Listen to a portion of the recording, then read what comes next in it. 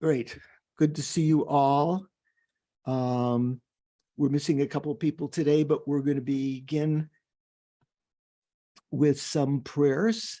Who's the in charge today?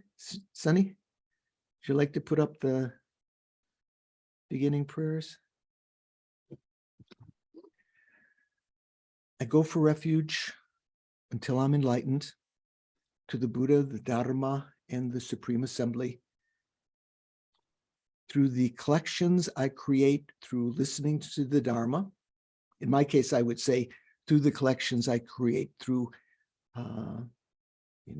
explaining the Dharma. May I become a Buddha in order to benefit all migrating beings.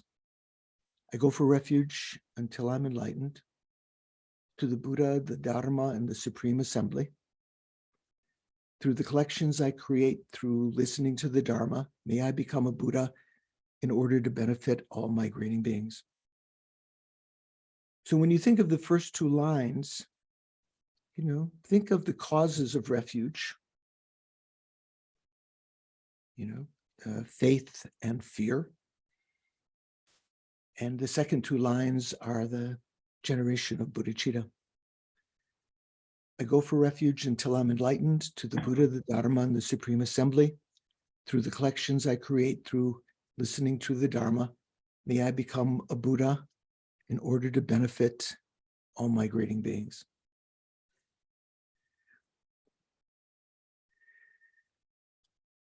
By offering this ground, anointed with perfume and strewn with flowers, adorned with Mount Meru, the four continents, the sun and the moon, visualized as a Buddha realm, may all migrators enjoy a pure realm. O holy and perfect pure Lama, from the clouds of compassion that form in the skies of your Dharmakaya wisdom, please send down a rain of vast and profound Dharma, precisely in accordance with the needs of those to be trained. Idam Guru Rana Mandalakam Niryatayami. Okay. So we're going to do just a couple minutes of meditation to further strengthen our motivation, because as I've mentioned several times in the Tibetan tradition, we say there are three important times: the beginning, the middle, and the end. In fact, there's one famous text that Lama Khapa wrote called The Virtuous Beginning, Middle, and End. Any of you know that? Paul, have you seen that? Often recited in the teachings and so forth. That's talking about the beginning of life and the middle of life and the end of life. But beginning, middle, and end here means at the beginning of any practice, the most important thing is a motivation, because the karma that we create, it depends on your actions, of course, but the most important thing is the motivation which precedes the action. And the middle means the actual action, in this case, listening to the teachings. And the end means after having motivated and participated in the class with good motivation, then to dedicate the merits that you've created so that they're not lost. So we're going to try to set a good motivation here. So sit comfortably. Relax your body. Relax your mind. Watch your breathing. Once you've recognized it, try to keep it in your memory, in your mindfulness, to the exclusion of everything else.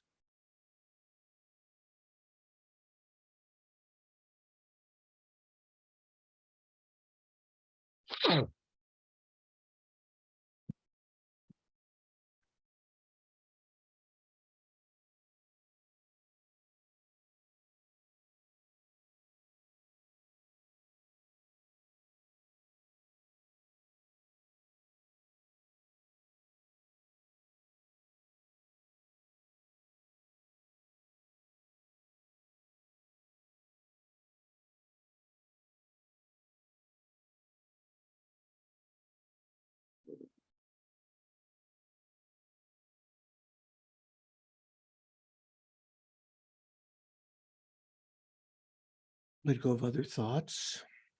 Let go of your, seemingly right there body. It's like, almost like you can't ignore it, but you can ignore it because it's perceived by your mental consciousness. Let go of your attention to that.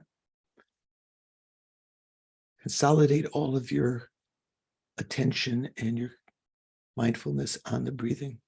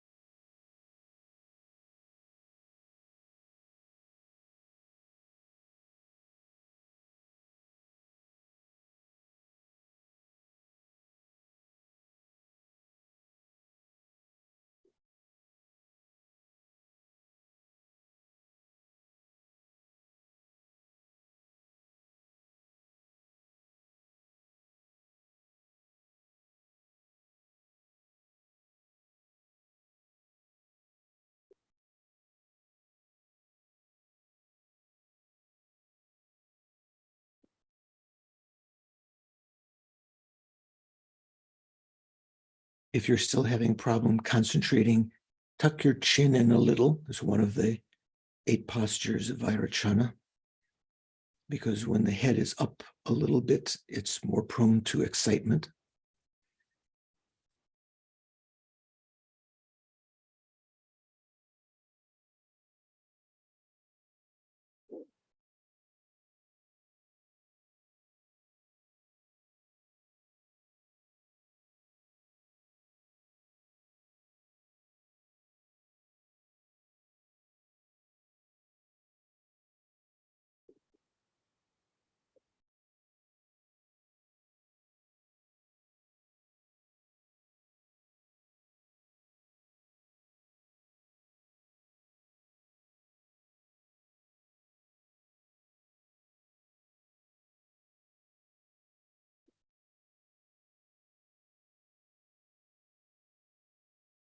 Then follow one breath up your nostrils as though it's going to the crown of your head, down to your throat, to your heart chakra.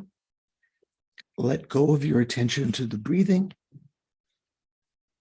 and watch the nature of your mental consciousness, its conventional nature, clear light nature.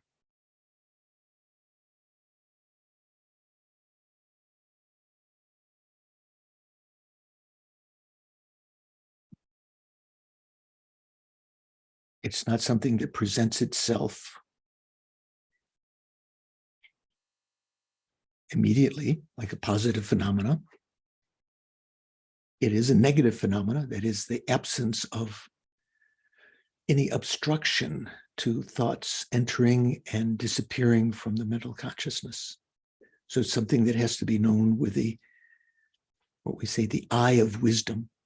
When we talk about the third eye, the eye of wisdom doesn't mean it's between your eyebrows.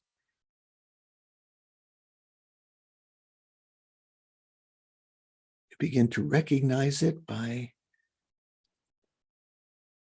focusing on the space between thoughts.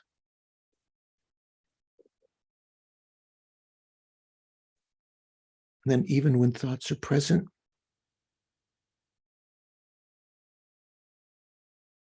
recognizing their very presence implies there's a spaciousness of the mind for them to enter. So instead of focusing on the thoughts themselves, you do a little mental jujitsu. Turn your mind away from the objective thought to the subjective mind that's perceiving it, the clear light nature of the mind within it, within which it's arising.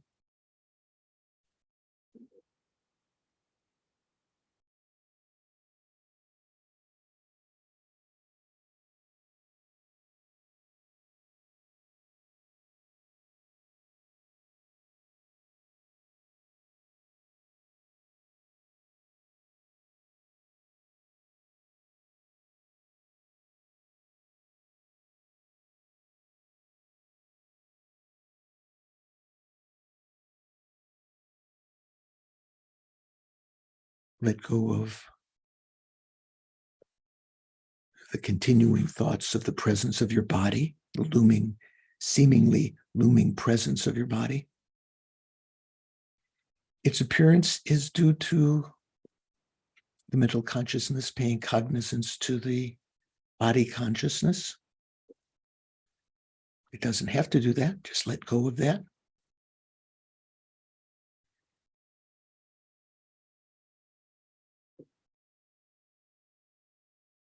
Let go of your grasping to the appearance of an I, yourself, the meditator.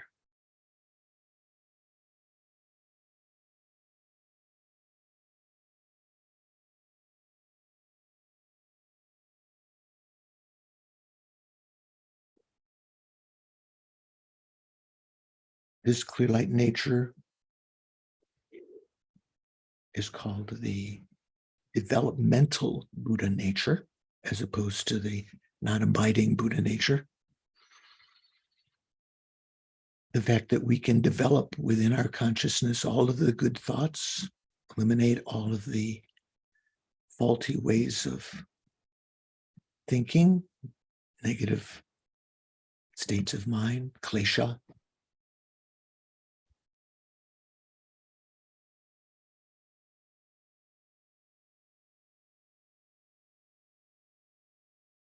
I can use this life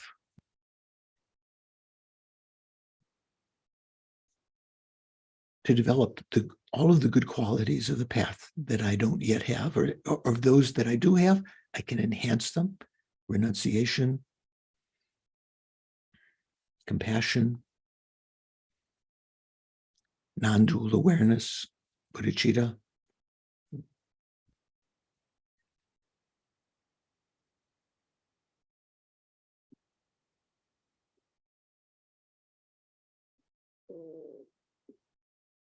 I can have peace in this life. Sometimes one of the Hinayana slogans that, referring to achievement of nirvana, or I can develop the realizations of the Bodhisattva path, leave strong imprints in my mind, even if I don't develop them fully now, so that in future lives, their realization becomes accessible.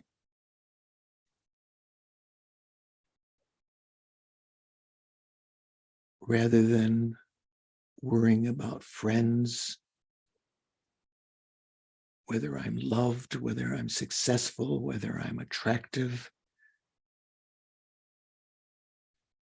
rather than trying to cultivate power or wealth.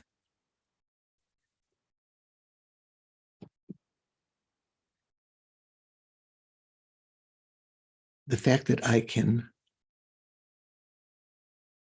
understand this, having a little taste of the clear light nature of the mind, is due to the fact we have a life of leisure and endowment right now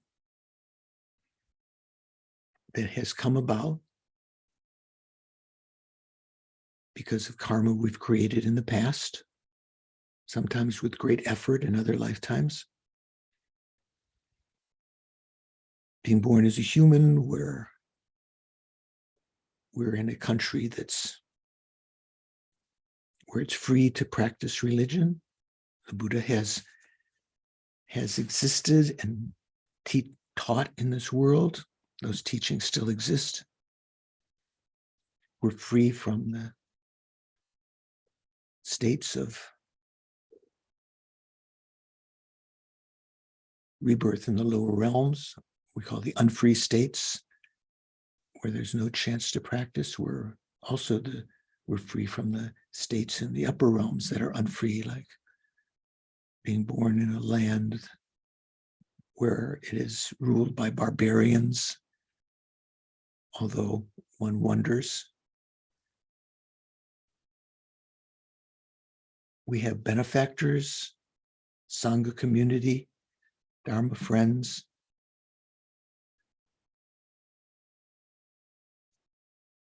we can use this life of leisure and endowment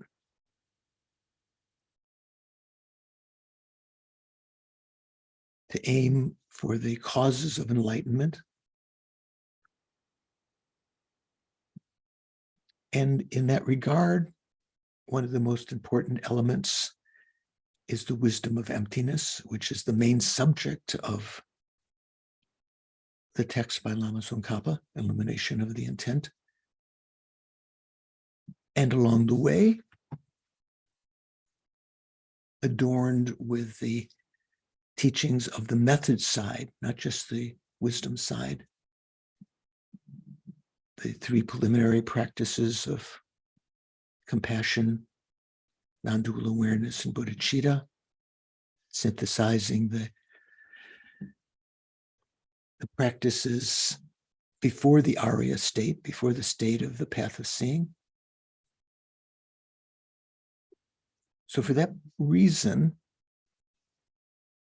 to better understand that, to create the causes to achieve enlightenment, I'm going to participate in the class today,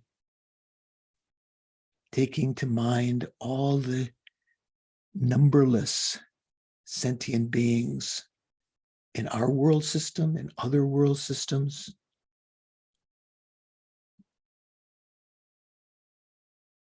who have all been intimately related with us, have been our mother.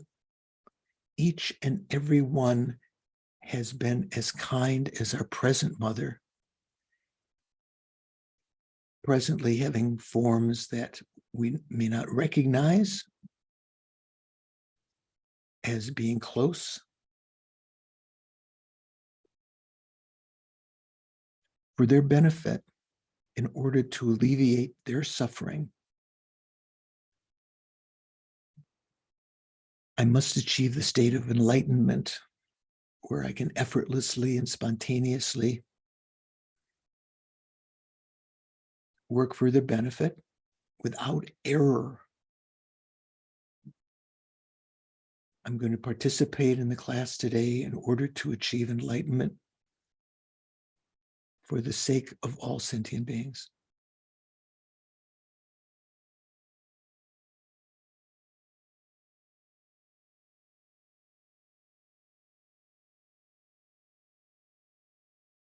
Even if that's not on your agenda right now, think, this is a thought that I need. Open your mind to it. Leave some imprints in your mind. This thought, this activity,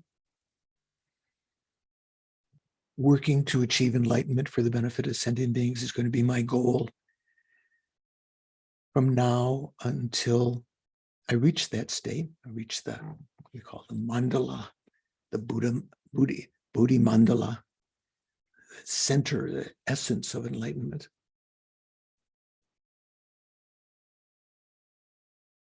Whatever else befalls us is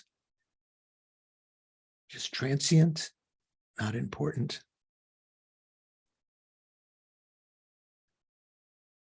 And listen to the teachings in order to achieve enlightenment for the sake of all sentient beings.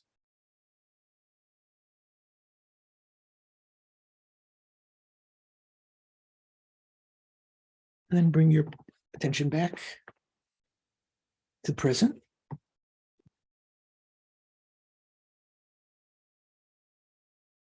How are we doing?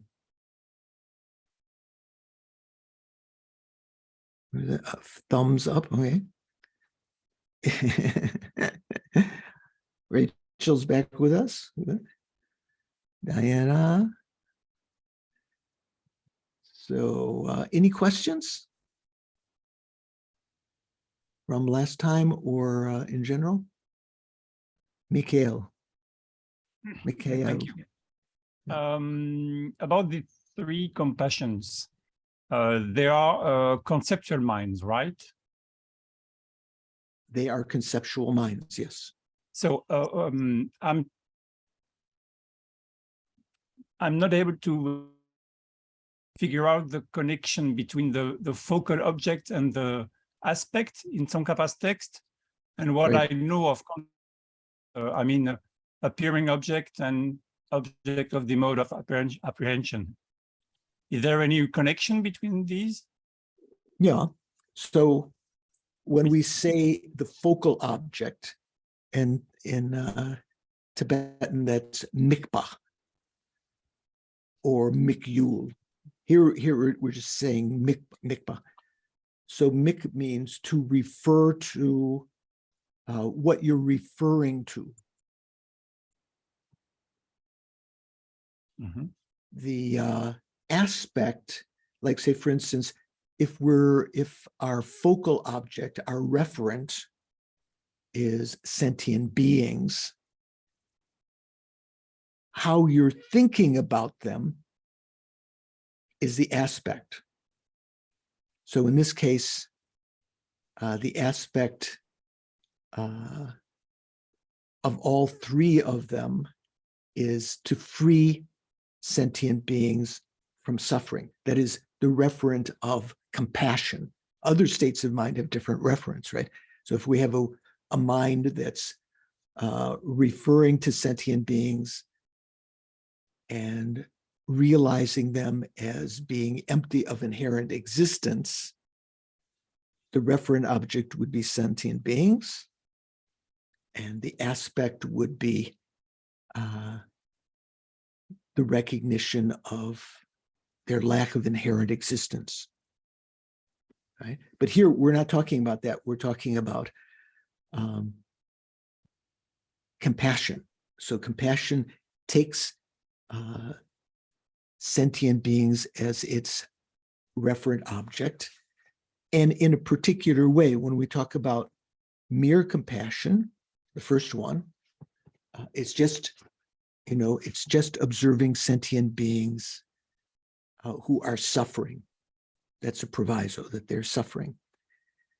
The second compassion, the compassion observing phenomena, just a short way of saying, is sort of like just a title. You have to unpack it. What does that mean?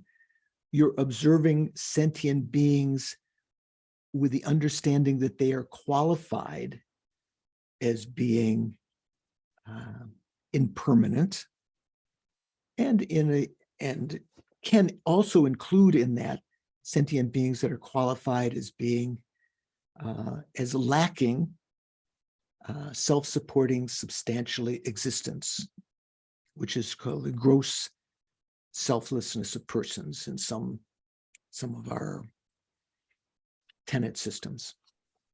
Okay, both of those are included in the compassion observing phenomena. So what does that mean? The focal object, in one case, you could say you're observing sentient beings. So as observing phenomena, what it means is sentient beings who are qualified or particularized as being impermanent. Remember, that doesn't mean that at that moment you are realizing subtle impermanence. It means that in a previous moment, you have realized impermanence, and that is affected your mind. The phrase I think that Richard liked, what was it, Richard? Cognitive penetration. Cognitive penetration. I had to tell. Jeremy, who wrote that paper, was just down in University of Chicago a couple of days ago for a Fulbright interview. He's going to go to India to do some research. So I'll have to tell.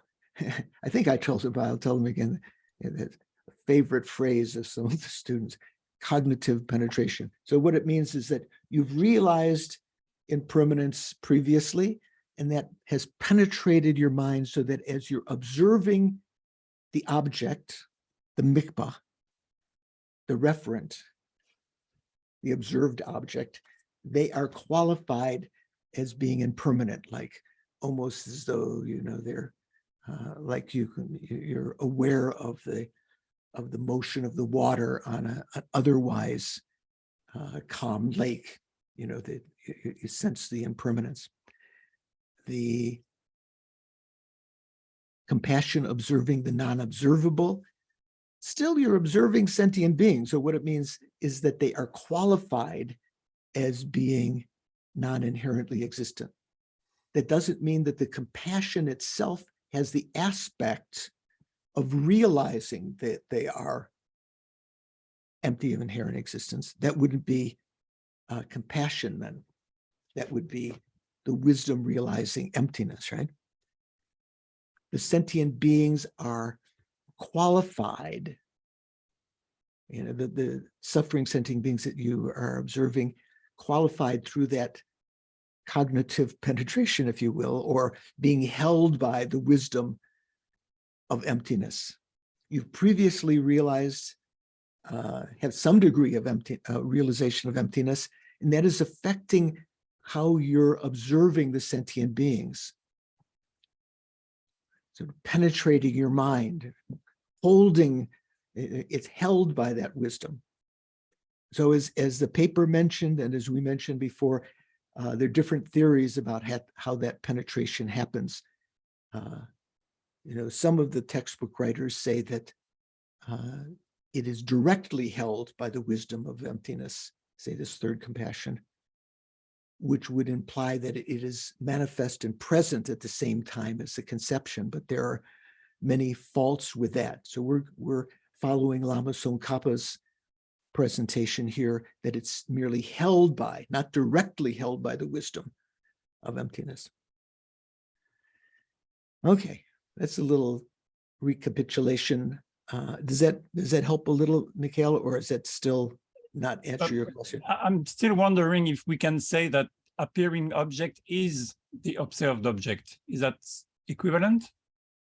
Not necessarily. So, for instance, when you are meditating, rather than talking about compassion, let's say talk about selflessness. So wisdom consciousness, okay? So you take as your referent object the conventional self. And that conventional self may not, when you're actually realizing selflessness, the conventional self doesn't appear to you. So it's not your appearing object. But that's what you're in the beginning of your investigation on selflessness, what you're referring to is the conventional self, you know, and maybe in a sense that's appearing at the beginning. But when you realize the aspect of that the conventional self is empty of inherent existence, that aspect is what is appearing. Mm-hmm. Okay, so look, it's not easy subject. So think about that. Okay. Okay. Great. Thank you. Anyone else have a thought? Okay. Oh, Diana. Good.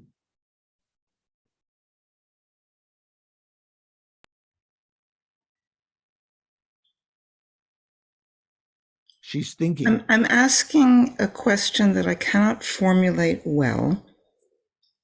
Mhm. And it has to do with how we are functionally meant to make use of the distinctions. In Jeremy's paper, for example, he says, mostly in footnotes, 3 or 4 times, that a great deal of why he is laboring to make these distinctions clear is for the purpose of researchers.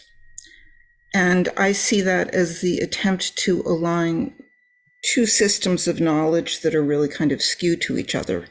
And he's correct. When you say researchers, he's talking about these people in the laboratories today, like University of Wisconsin, other places where people are putting electrodes on the heads of, for the most part, on the heads of the participants, maybe on the heart, you know, in the chest also, to see what the brain waves are like when they're supposedly meditating, see if there's different brain waves that are different in these times, right?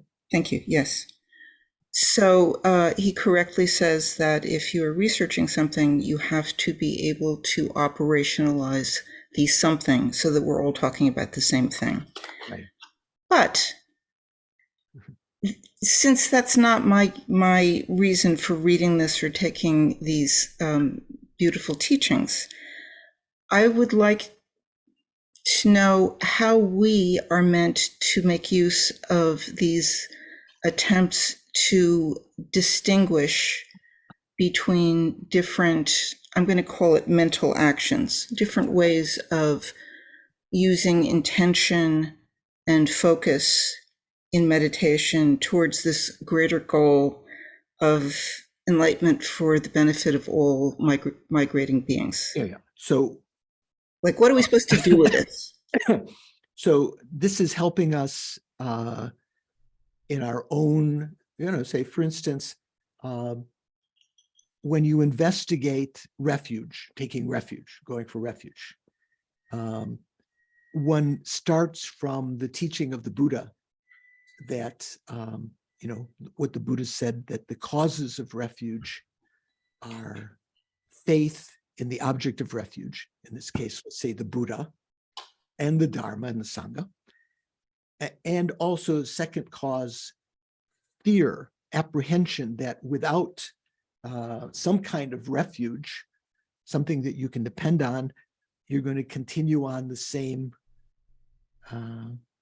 problematic journey through life that we've had from now, one romance after another, one lost job, one, failed attempt at success and so forth, and unsatisfying. So something is proposed by the Buddha, and then you investigate that to see if that's true. So here, what the Buddha proposed, and Chandrakirti was, elaborating on these three kinds of compassion. So here's what we're investigating. So there are different ways of understanding, possible ways of understanding that.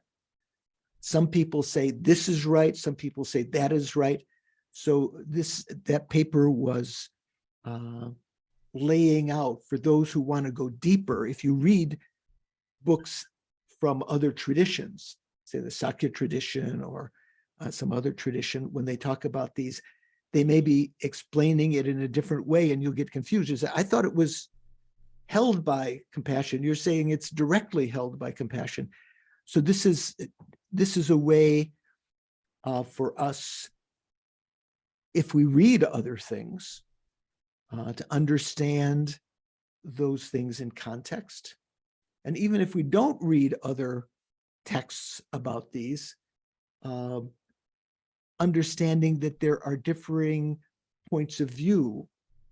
But as a Gelugpa, someone who's following Lama Tsongkhapa, saying, I myself have received teachings on most of his, the treatises that he wrote, the great treatises that he wrote on emptiness, and developed over those years of study incredible respect that, yeah, I'm going to go along with him. So that's just a way for us to have, even though there are other kinds of theories, philosophical theories by other Buddhists about these three kinds of compassion, this is just a way to see, although there are these others, Lama Tsongkhapa is as good, and from my point of view, the best. So that's what that's the one I'm going to follow. So it may not be, another reason I thought it was worth reading is that if some of you had read that text a year ago, you might not have had, first of all, the interest to read it. Maybe even you don't have the interest now, but you might not have had the material to understand what it was talking about. So you have some background now. In the same way as Snehi mentioned, His Holiness will be teaching Wednesday here on the 15th, the Chandrakirti's text. That Lama Tsongkhapa's text is illuminating, right? The illumination of the intent. So hopefully when you listen to that teaching, if you have a chance, or listen to the recording of it afterwards, what we're studying now will inform you. There'll maybe be some cognitive penetration, and you'll be able to understand what His Holiness is saying a little bit better. Okay. Thank you. Yeah. So let's leave it at that. Summer's back. Good to see. Okay. So we're going to continue. I'll just give a little, just where we are. These three types of compassion are all, regardless of which of the three focal objects they take, right? They take mere sentient beings, or sentient beings qualified by being impermanent, or sentient beings qualified by being empty of inherent existence. They are all endowed with the cognitive aspect, or we could just say aspect, Tutanjimba adds the word cognitive, of wishing to protect all sentient beings from all forms of suffering.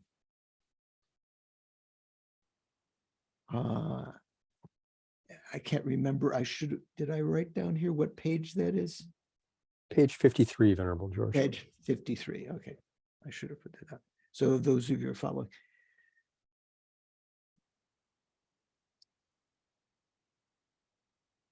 In that sense, they are all very different from the compassion of Shravakas and Pratika Buddhas.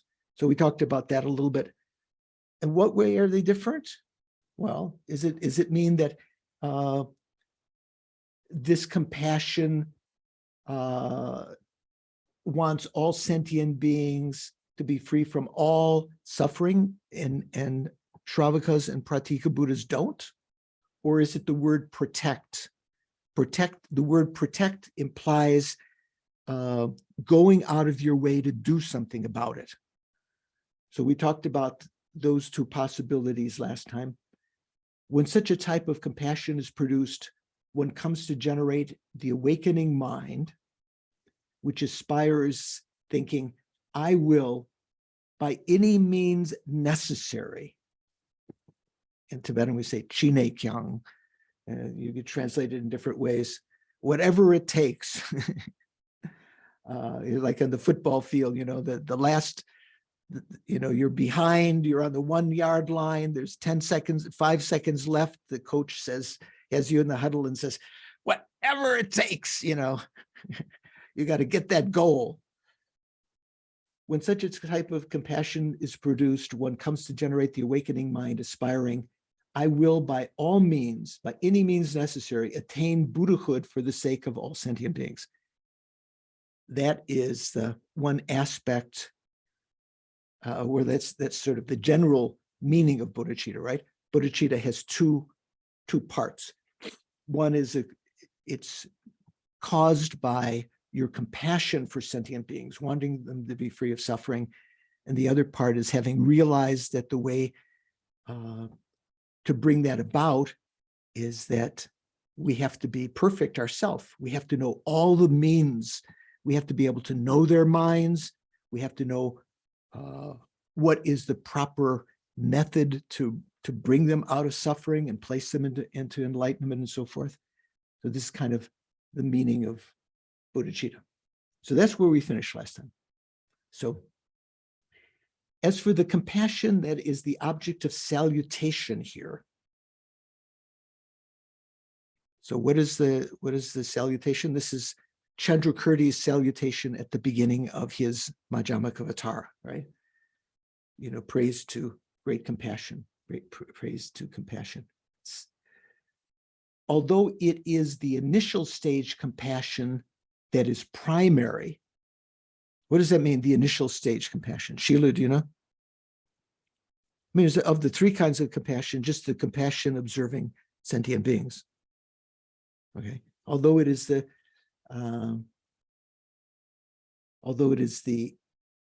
where is it? It is here, although it is the initial stage compassion that is primary, that's the main one that's being talked about. Other instances of a bodhisattva's compassion are included within it as well. So when Chandrakirti gave the example of the well, the buckets going up and down, however you imagine this mechanism, whether it's a water wheel or a pulley at the top or something, the buckets going down, hitting the sides, hard to pull up because they're full of water, easy to fall down, sort of analogy of developing compassion for sentient beings. That's kind of the referring to the main thing, the initial kind of compassion that mere sentient beings who are suffering, right? There is thus no contradiction for the commentary describing in some contexts, such as here, the person who is generating the compassion to be a bodhisattva. So when we said initial stage compassion, one sense that means compassion observing sentient beings. Another sense it means compassion which is generated before you develop bodhicitta. Once you have developed spontaneous bodhicitta, not just bodhicitta with effort, like we in our meditation, our motivation at the beginning, we try to generate bodhicitta, right? With effort, thinking of the kindness of sentient beings and developing a warmness for them and compassion for them. That is not actual bodhicitta. That's just bodhicitta that's created with effort. So that could be called initial stage bodhicitta also. Here, thus, there is no contradiction for the commentary describing in some contexts, such as here, the person who is generating compassion to be a bodhisattva. So that means once you become a bodhisattva, you already have bodhicitta, right? So we're not talking about these three practices of compassion, non-dual awareness, and bodhicitta as being the causes of a bodhisattva. But there's no contradiction because he's talking, when he's giving salutation to great compassion at the beginning, it can include also the period when you're on the path of preparation, path of accumulation and path of preparation. It can include the compassion of an Arya being on the path of seeing, on the first bhumi, second bhumi, and so forth. It can include even the compassion of a Buddha. Buddha still has compassion, like the analogy of compassion is like the seed at the beginning, the water in the middle, and the fruit on the Buddha ground, that continues to work for sentient beings. Thus, there's no contradiction for the commentary describing in some contexts, such as here, the person who is generating compassion to be a bodhisattva. Although generally, when we're talking about great compassion in the salutation, it's referring to the great compassion, which is a cause of becoming a bodhisattva. And remember that came about through the Shravakas and hearers, Shravakas and Pratika Buddhas are born from the speech of the Munindra, right? The Buddhas are born from bodhisattvas. And who are the bodhisattvas born from? Great compassion. So that's kind of the connection between them. Suppose someone asks, are all three types of compassion present with respect to the compassion that is the cause of the bodhisattva who has first entered the path? So we're talking about compassion when we talk about these three causes of the bodhisattva. Remember, great compassion, non-dual awareness, and bodhicitta with effort. Once you have spontaneous bodhicitta, you're already a bodhisattva, but these three come before becoming a bodhisattva.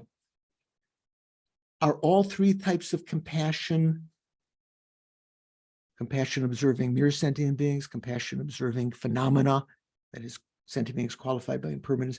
Compassion observing the non-observable means compassion observing sentient beings who are qualified by being empty of inherent existence. Are all three types of compassion present with respect to the compassion that is the cause of a bodhisattva who has first entered the path? So there are two possibilities. There are those of the Mahayana lineage who follow by way of understanding reality.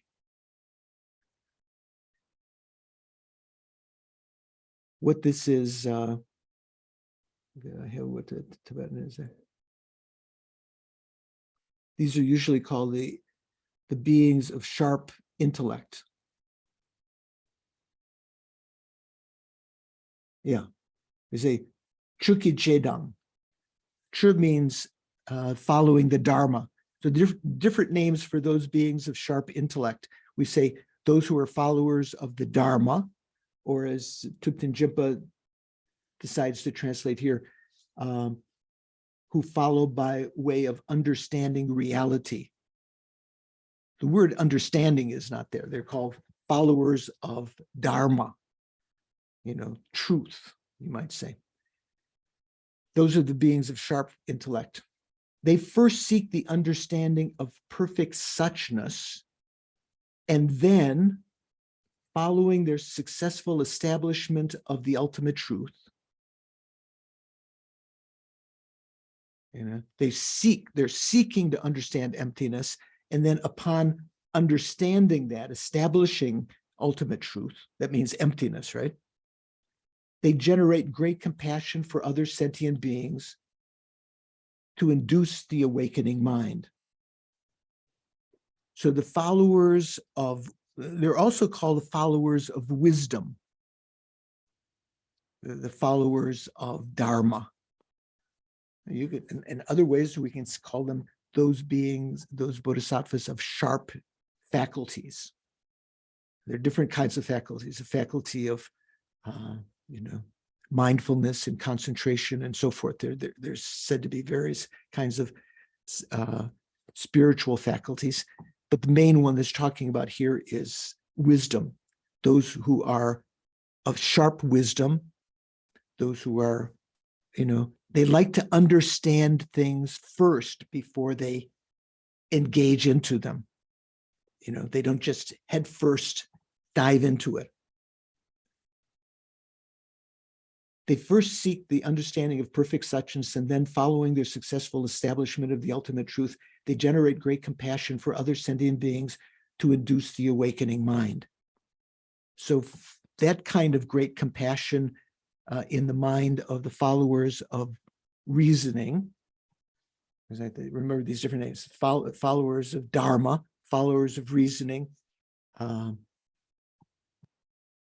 or those who are sharp faculties. So those are the individuals who practice generating bodhicitta through equalizing and exchanging self and others, although that's not mentioned here explicitly. That's usually the method that they use to equalize and exchange oneself with others, is enhanced, that practice is enhanced by understanding emptiness, because you're equal to other sentient beings. You're all empty of inherent existence. Other sentient beings have the same desire for enlightenment. They have the same right for enlightenment. They have the same ability to achieve enlightenment as you. So you can work for their benefit. Then they train in the bodhisattva deeds. Once they become a bodhisattva, once they've generated spontaneous bodhicitta, they train in the bodhisattva deeds which constitute the conduct of a sage, or of a realized being, someone in the Mahayana path. So that doesn't mean that you can't practice or train in the bodhisattva deeds now before you have bodhicitta. In fact, we do. Having learned about them, as we will in this coming year and so forth, the practice of the perfection of generosity, the perfection of morality and patience and perseverance and concentration and wisdom and so forth.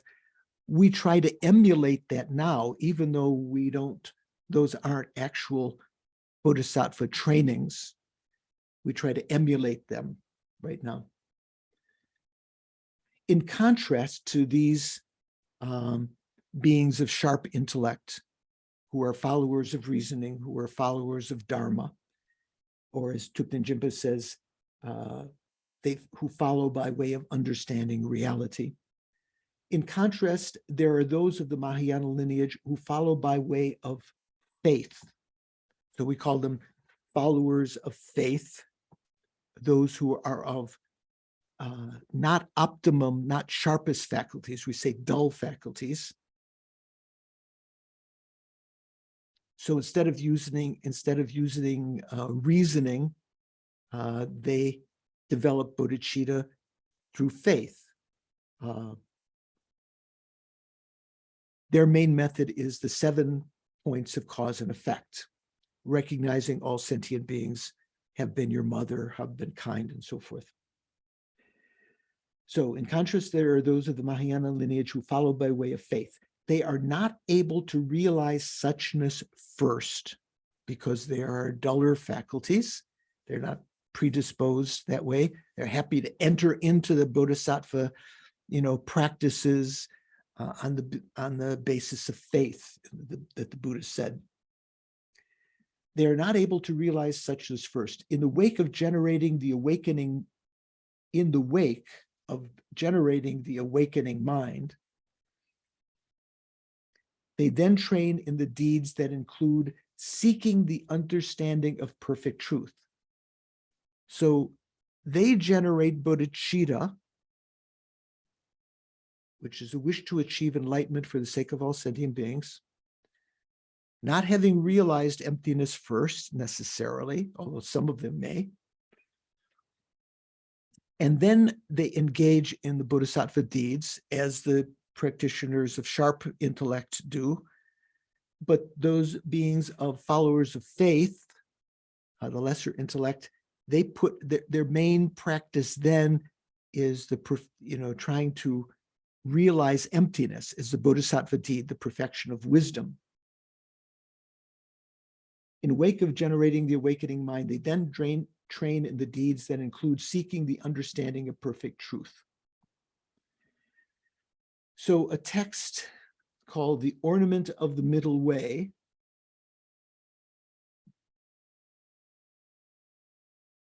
again. Who wrote again? Do you know? I think it's Shantarakshita maybe, or Kamala Shila. I can't remember. Does Jeffrey mention it? Jeffrey Hopkins translates followers of Dharma as followers of fact. Okay, so yeah, Shantarakshita's Ornament of the Middle Way. First, searching for perfect understanding and ascertaining thoroughly the ultimate truth, they then generate compassion. In this case means great compassion for the world enveloped in destructive views and become heroic in working for others. These wise ones for whom the mind of awakening flourishes engage perfectly in the conduct of the sages, which is adorned with wisdom and compassion.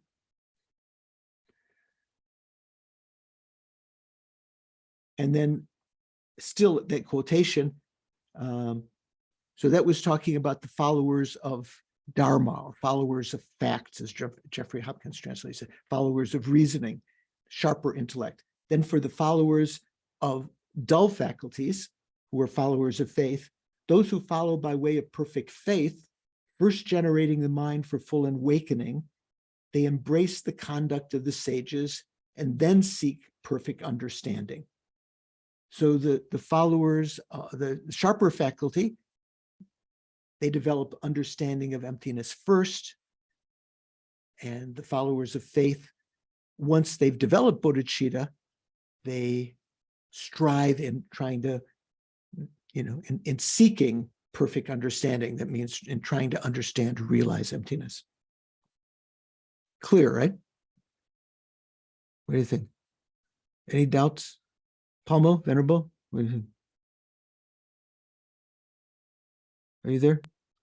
Yeah, I'm here. No, I'm just listening. Thanks. Okay. Okay. Okay. Summer? Making sense? Pretty simple. Yes, Yeah. pretty yes, simple. actually. Well, Okay. it's kind of nice to know there's two ways to go about it. There's, Right. it's nice. If you can't go this way, there's, okay.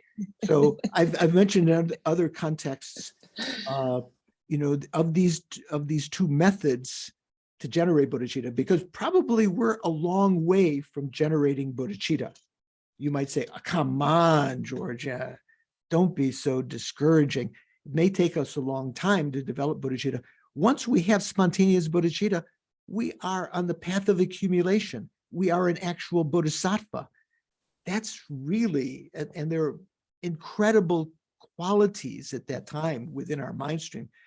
So while we're working for that, we might have to alternate between these two methods, you know, following faith, using the 7 points of cause and effect, you know, recognizing all sentient beings have been our mother and so forth. And then when our progress sort of bogs down, go to the other method, equalizing self and others, you know, put some time into understanding emptiness and the equality of self and others and so forth. The Dalai Lama has said it's a little bit like having a knife or a sword with a blade. Both edges are sharp. What was it? Ron was talking about Game of Thrones before, right? You know, some of these swords, they have both edges of the sword are sharp, right? So you use one, you're hacking off the head of the White Walkers or whatever they are. And then when that gets dull, you turn the blade around and use the other side, right? Is that a good analogy, Ron, for you?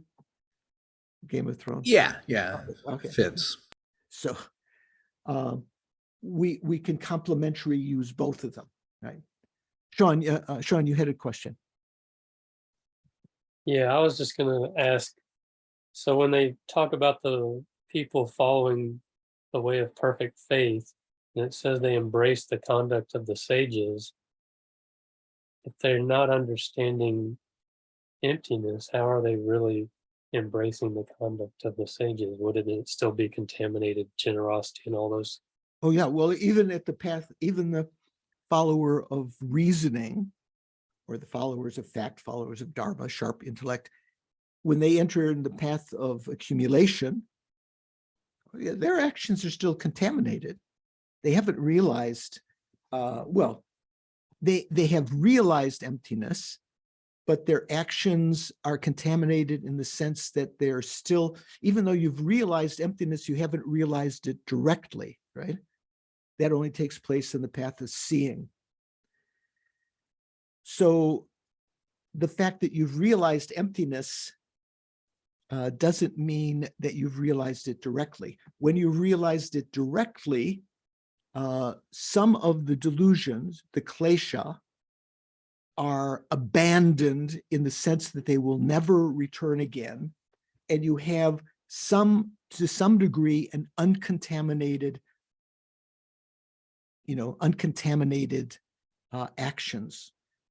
Even on the path of accumulation and the path of preparation, even the bodhisattvas of sharp intellect, although they've realized emptiness, they've only realized it by means of a mental image, conceptually. And the followers of faith, they strive, once they've entered the path of accumulation, to generate that realization of emptiness, but it's not a direct realization. So still their actions are contaminated. Okay. What does it mean to be contaminated? It means that the mind that is, motivates our actions is contaminated by the grasping of true existence. So even on the path of seeing, some of the contamination, some of the grasping of true existence is abandoned, but other parts of it are still there. until you reach the 8th bhumi, when all the contaminations are gone in that regard. Jennifer, you have a thought? Yes, thank you, Venerable George. I just had a question about what could be considered like the pejorative connotation of those of duller faculties, Yeah. that word. And Yeah. so I'm just wondering, I mean, it seems followers of faith is sort of using those words seems like a lesser Better spin. practitioner. Yeah, and then but then I think about the other side, like Lama Zopa Rinpoche says, it's so much better to have a good heart first, then comes wisdom, or the risk if you develop wisdom, but you don't necessarily have the compassion. Like, can the followers of Dharma remain on the Hinayana path instead of the Mahayana path? So it sort of conflicts with the term that's sort of putting the followers of the faith lesser than, perhaps. So I'm just wondering if you might have commentary on that. So when you develop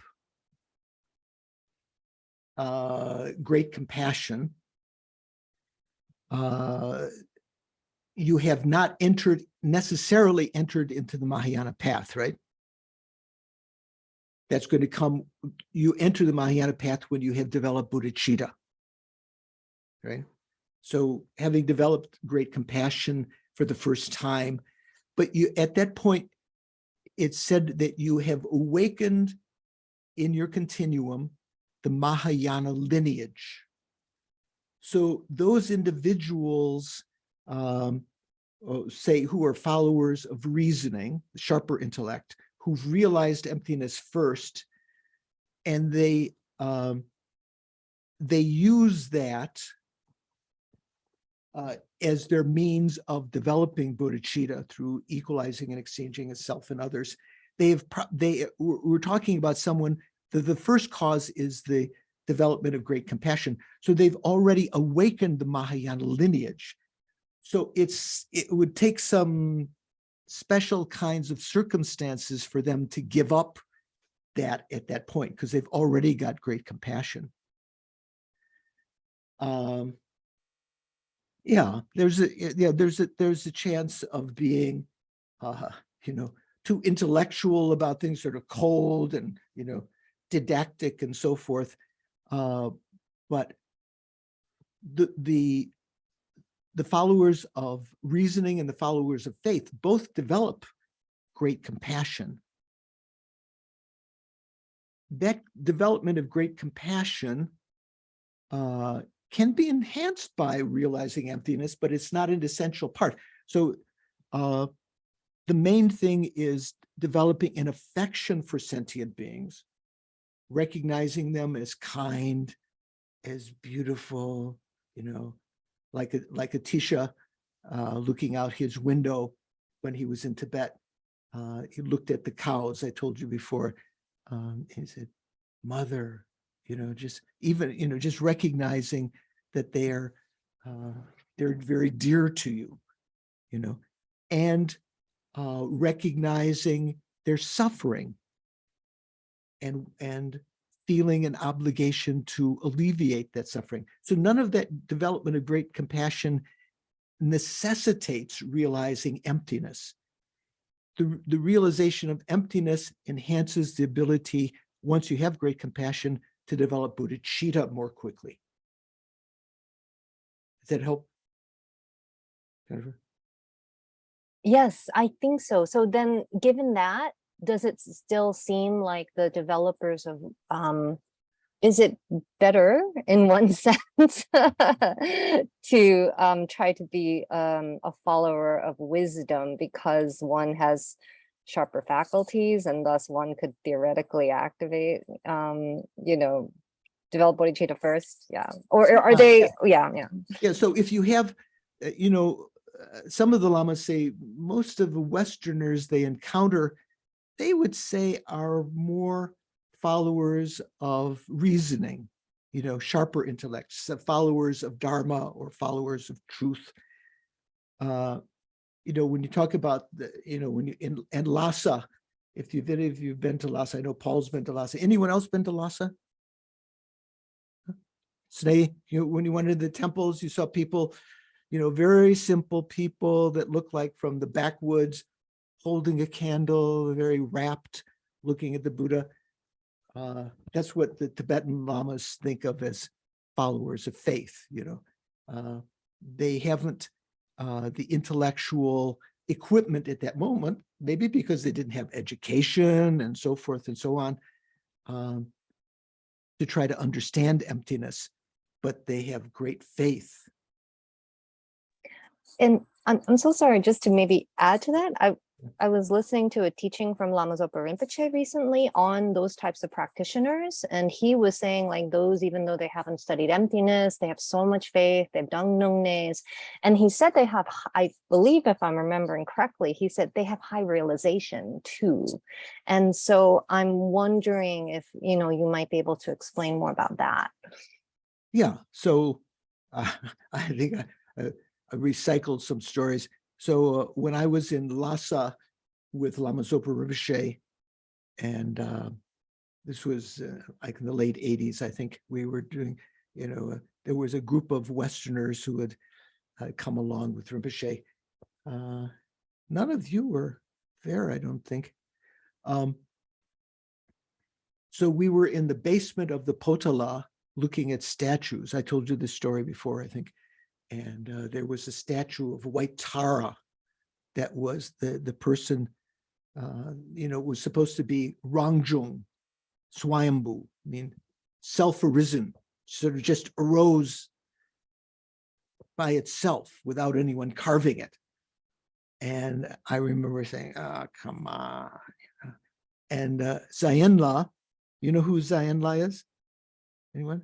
Tendrin, you don't know Zayenla? She's a translator for the Tibetan Lamas. She's the sister of Yangtze Rinpoche, Zayenla. So Zayenla was there, and she has her hands at her heart. And I said, do you believe that's actually Rangjung? And she said, yes, yes. And then the person who was leading us through was a Tibetan monk and said, oh, but this is just a replica. This is not the original. And so later, a couple of days later, when I saw Lama, when I saw Geshe Sopa, who was visiting Lhasa at the same time, independent of our visit, I went to see Geshe-la, and I said, oh, Zayenla, she thought this was actually Rangjung, and Geshe-la got very stern with me. He said, you shouldn't, someone who has faith, that is a great realization. Followers of faith. It doesn't mean the followers of reasoning don't have faith, right? They have faith, but the followers of faith, or those of duller faculties, their main realization is that faith, because faith is what can make the mind calm, in the face of adversity, and to prevent the arisal of delusions and so forth. Faith is said to be one of the most positive. When we talk about the virtuous mental factors, usually begins with faith, right? So, and there are varying degrees of faith. Some you might call blind faith, some that you might call faith that depends on some reasoning and so forth. So maybe that's what Lama Zopa Rinpoche was talking about. Faith has just the presence of faith itself. If we were to have real faith, we would be have much less problems in our life. Thank you. Yeah. Thank you. David, you had fun? David Meckless? Yeah, as I'm listening to this discussion, and actually the thought came up as I was reading a paper by Jeremy too. In the West, I was a qualitative researcher and did my dissertation as phenomenological study, but the whole time there was kind of this sense that, oh, you're a qualitative researcher. The quantitative research is the only real research that exists out there. Oh, and qualitative versus quantitative. I see. Okay. Yeah. Oh, yeah. So, kind of like Valor's faith. Yeah. So, and that's a social science thing, right? Psychology and whatnot. but I'm almost sensing the same thing, like those of lesser faculties can't quantify or whatever, not a strong logical, I don't know. Right. So it's just kind of a, when we talk about Lama Zopa Rinpoche has mentioned sometime, if you talk about Tantra, if you talk about the importance of faith versus reasoning, sort of this same kind of dichotomy, Lama Zopa Rinpoche says, most important is faith. Because a lot of these, tantric kinds of concepts, you can't reason your way into them. You can't realize them through reasoning. So there are different domains. When you talk about when you talk about the three causes of the bodhisattva, meaning great compassion, non-dual awareness, which means realization of emptiness, and bodhicitta with effort, those three causes. Those who are followers of faith, or maybe more qualitative analysts, they have not developed the equipment yet, the intellect, to realize emptiness. So it may take them longer to develop bodhicitta.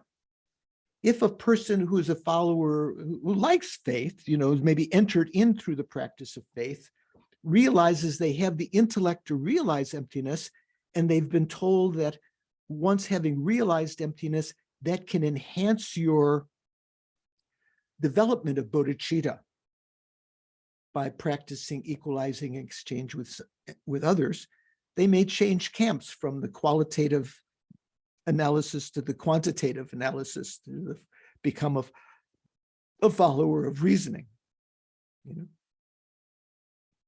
Rachel, what do you think? Yeah, when you first mentioned the word faculty, so the sharp faculty and the dull faculty today, it had a new ring to it. Many years it seems like this was a lesser versus a greater capacity. And as we're going through this discussion, I'm remembering being in some of the places near Leh and around in the Himalayan regions where there's this incredible faith. And in the West, we don't even have an experience of that. We don't even know what that means. And then when you're in the landscape, and the landscape is radiating the faith back at you, and you're in the people that are that is their world. It's such a rich experience. We don't even know what that is. And so we're bringing all of our cultural baggage to these words of duller faculties and sharper faculties, and saying that this is pejorative and so on. And it doesn't mean that there isn't that in the history, but what I'm hearing and I'm experiencing today is that this isn't just a lesser than and a greater than. You've got to have both. You're going to develop both of these spiritual faculties to such a degree we don't even know what that means yet. Right. So in that sense, you could say a follower of faith is, in a certain sense, has an advantage in that they can begin to practice, like when you in the Himalayas and Leh and Kashmir and so on, if you walk around and you see people reciting mantra all day on the basis of faith, someone who is a follower of reasoning, who thinks, I first have to ascertain emptiness and know that it's possible to achieve enlightenment, then I'll practice. That kind of person is going to be at a disadvantage, because the follower of faith is creating merit on the basis of their faith right from the beginning. So I think that's a good analogy, that it doesn't necessarily have to be pejorative, but the Buddha did in some circumstances, some situations, mention these names. The follower of faith are those of dull faculties that it's not their aspiration at the beginning to have things explained in detail. They're willing to dive in immediately and, you know, light candles like in the Catholic countries and, you know, do penance and so forth on the basis of faith. So the best situation is if you have both. What about this definition of faculty? Like I was the first time I heard anybody say spiritual faculty today. Yeah, go on. So when we talk about faculties, they're different in different spheres, they're different meanings. So sometimes we talk about the 5 faculties: the eye faculty, the ear faculty, the nose faculty, tongue faculty, body faculty, indriya, power, you know, sense powers and so forth. But when we're talking here, there's another category of faculties when you talk about the, I think the 108 qualities, you know, like say when we, in the Prajnaparamita Sutras, they talk about the omniscient mind knows all of the 108 qualities from form to omniscient mind. So among those 108, there's a category of faculties. So I can't remember all of them. Maybe Paul does. Mindfulness, concentration, faith might be one of them, wisdom, and so forth. So of those faculties, same word in Sanskrit and in Tibetan, but it has a different meaning. So we talk about the, you know, someone who has difficulty developing concentration, difficulty developing, I think perseverance is also one of them, and so forth. So these kind of spiritual faculties, spiritual powers. So if you happen to have a sharp intellect, it doesn't mean that you can't develop faith, that you only practice reasoning. The best thing is to have both, like they have the sword, the 2 edges, you know, when your reasoning gets to the point where it doesn't get you any farther, you use your faith. When your faith gets to the point where it doesn't get you any further, you use your reasoning. Diana, you have a thought? I don't know if this is useful. In the mundane world, in educational psychology, there's been this increased awareness that people have frequently a particular style of learning that just tends to work well for them. For example, to learn a particular technique, there are people who do much better watching somebody skilled do it. There are people who do better reading the instructions. And there are people who do better if you dump the parts in front of them and let them just, you know, try stuff till they figure out what works. Right. And that there's no point in trying to do it differently than the thing that comes most easily, except that if that isn't working for you, if the thing that you come to most readily isn't working, that it's good to know that there are these other ways of doing it.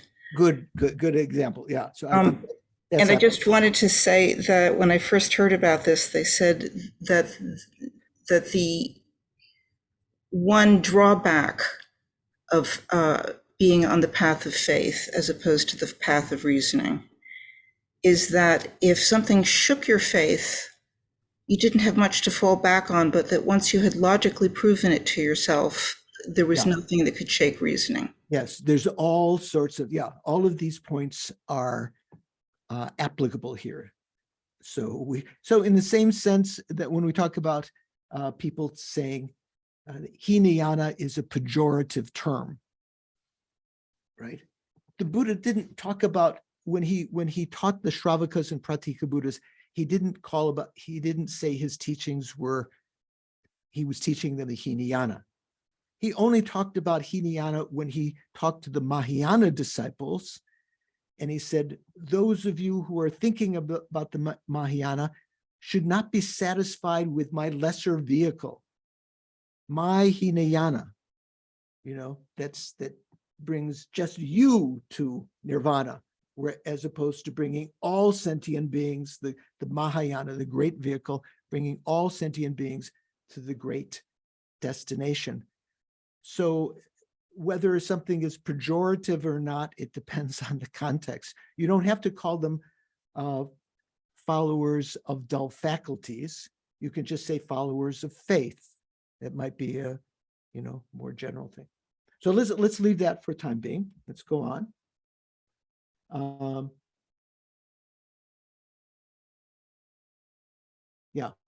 So as stated above, one can identify cases where all three types of compassion are produced prior to entering the path, right? You can have the follower of reasoning developing, having realized emptiness, they develop the compassion observing the non-objective, what do we call it? The non-referential compassion, the third kind of compassion. You can have individuals who've realized subtle impermanence, and they can have the second kind of compassion. And those who have not realized either of those, they can have, before entering the path, they can have the compassion observing mere sentient beings. With someone who has found the view of suchness first too, not only is there no contradiction in his or her continuing to establish the truth of suchness, there's no contradiction in continuing to establish, improving their realization of emptiness. Even the person who's realized emptiness first and training in it, even during the period of training in the bodhisattva deeds, and that is, in fact, precisely how he must proceed. He or she must proceed. So even the followers of reasoning who've realized emptiness first, to some degree, through a mental image, conceptual realization, they have to continue on the path of preparation, the path of accumulation. On the path of accumulation is when they have augmented their realization of emptiness with the factors of the union of calm abiding and penetrative insight, shamatha and vipassana, right? So when you have a union of tranquil abiding and penetrative insight, shamatha and vipassana, observing your up till then realization, conceptual realization of emptiness, you enter into what's called the path of preparation, or could be translated as the path of connection. It's a path that will more rapidly connect you to the path of seeing, because it's through the combination, the union of tranquil abiding and penetrative insight, realizing emptiness, that you will eventually transition to a direct realization. So even the followers of reasoning, as it says here, there's no contradiction in his or her continuing to establish the truth of suchness, continuing to understand it, and training in it, even during the period of training in the bodhisattva deeds. And that is, in fact, precisely how they must proceed. Okay, makes sense? Nadine, making sense? I'm sorry, I have to reread this. I did not completely understand it. I will read it again later. Yeah. So just to reiterate, so you might think, okay, the person who has realized emptiness first, and they have, before they enter in the bodhisattva path, they have the compassion, the non-referential compassion, mikme sewe, like in the mantra of Lama Khapa.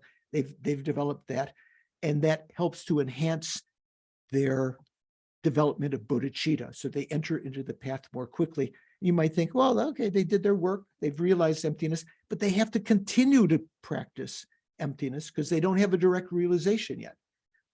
They have to augment that with tranquil abiding and penetrative insight, meditating on emptiness, so that it's not just sort of a general realization of emptiness that's due to reasoning, you've realized emptiness at that point.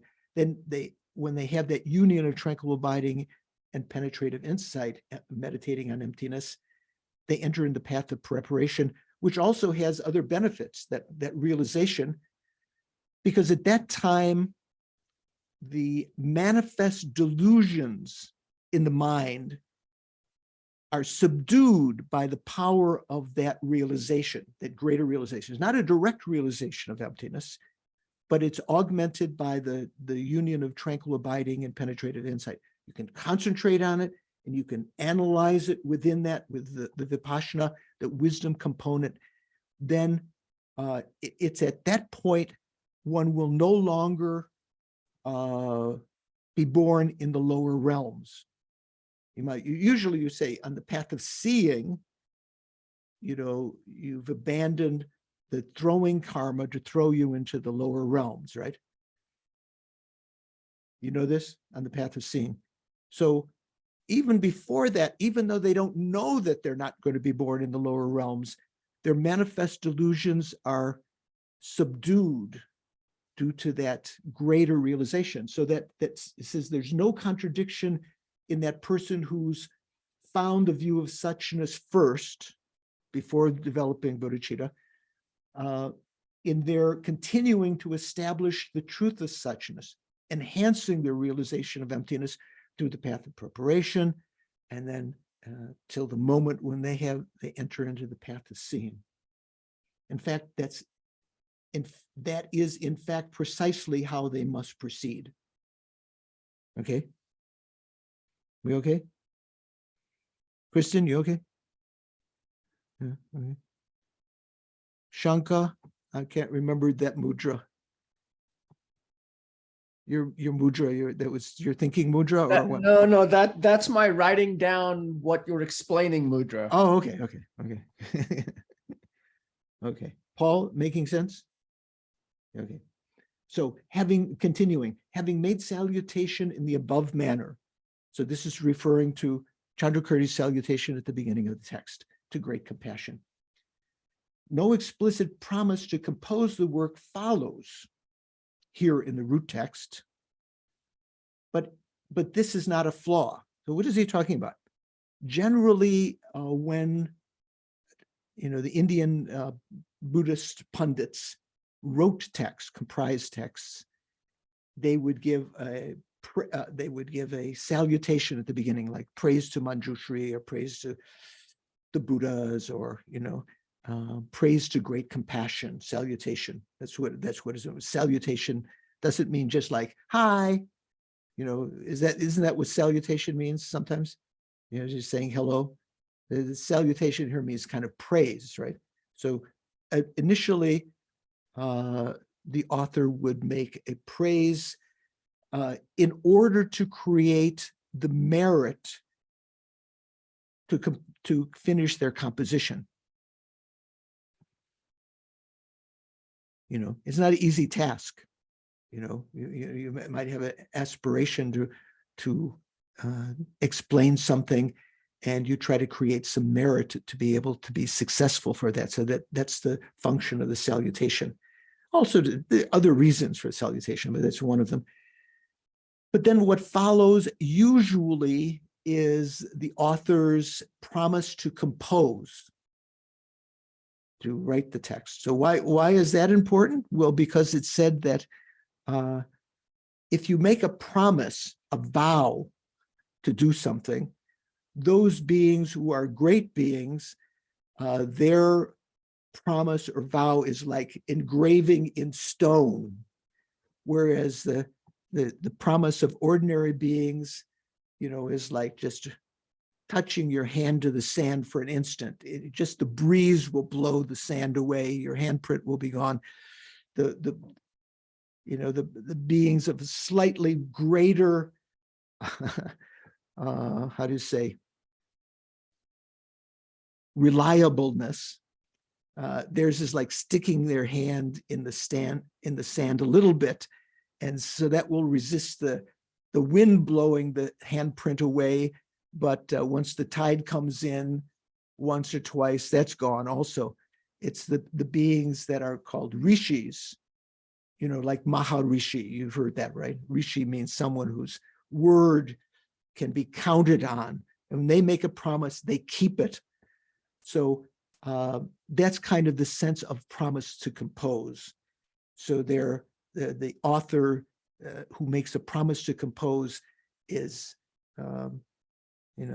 putting their spiritual authority and their own motivation to test. I'm going to do this. So having made salutation in the above manner, no explicit promise to compose the work follows in the root text, but this is not a flaw. So Chandrakirti didn't make an explicit promise to compose, which you would find in many, many texts. So this is not a flaw, because Lama Khapa says it is not unlike, double negative, it is like, not unlike, it is like Nagarjuna's fundamental verses on the middle way, this fundamental wisdom, which is the root text of that Chandrakirti is commenting on, or his 60 stanzas of reasoning, another text that Nagarjuna wrote called the 60 stanzas of reasoning. His Holiness is often given teachings on. In neither of those texts does Nagarjuna make a promise to compose the text.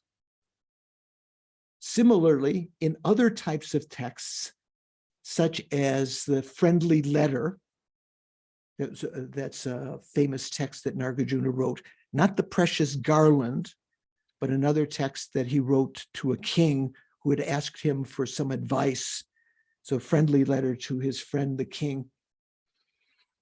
Similarly, in other types of texts, such as the friendly letter, the promise to compose the text is found, but there is no explicit salutation verse. Okay, so you don't need, it's kind of a tradition in the Indian tradition, predating Buddhism, and in the early Buddhist tradition, that this is the best way to proceed.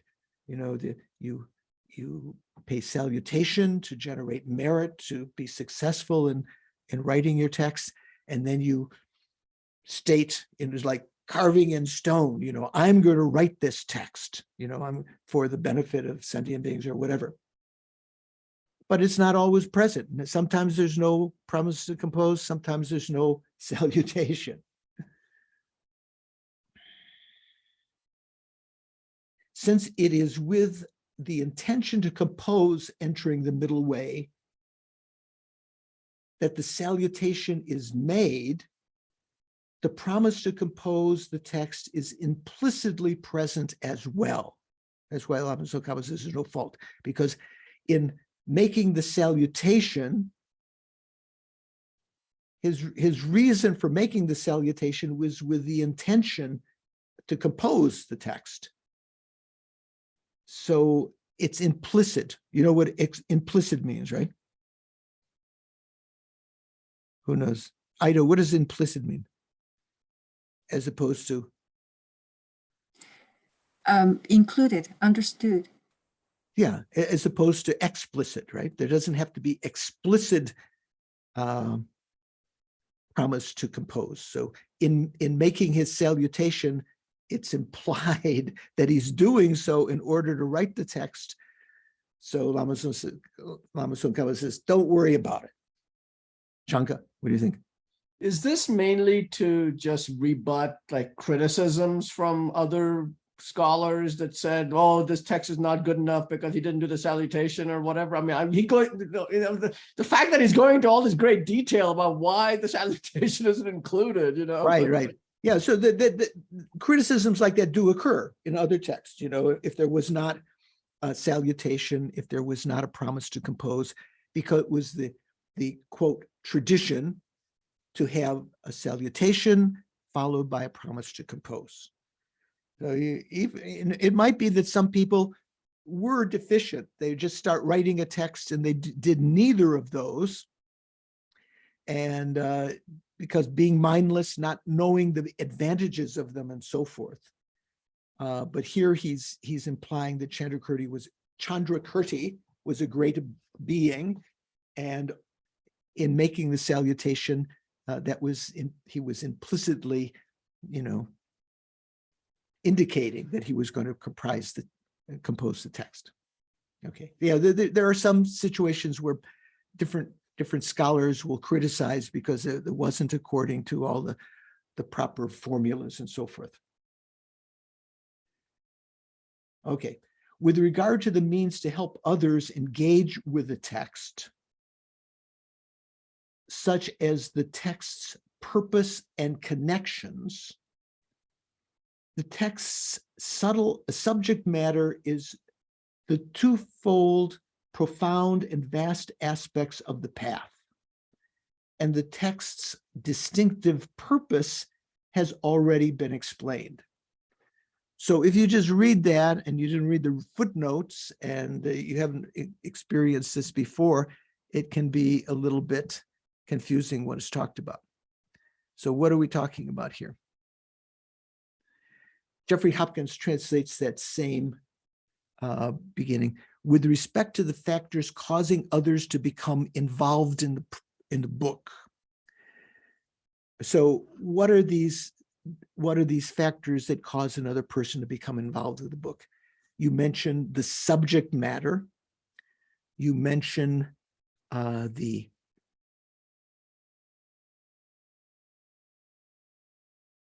uncommon purpose. You mention that, and then you mention the final purpose, or you can call the essential purpose. So in Tibetan, we say, I think subject matter is joja, means that which is to be explained. You mention that in the text. I'm going to explain about this or that. And then you explain the uncommon purpose. So in this case, let me just check back here. So in Jeffrey Hopkins' book, this is 97 to 99. Just let me see here. What are we talking about in the uncommon purpose, right? 97 to 99. You have, Don, you have your Jeffrey Hopkins text there? Yes, I do. 97 to 99, what is he saying?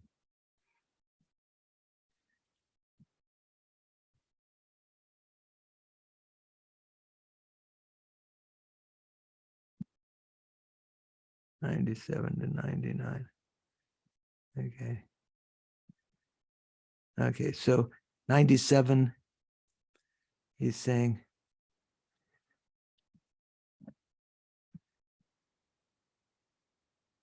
Is that correct? Because I don't see it.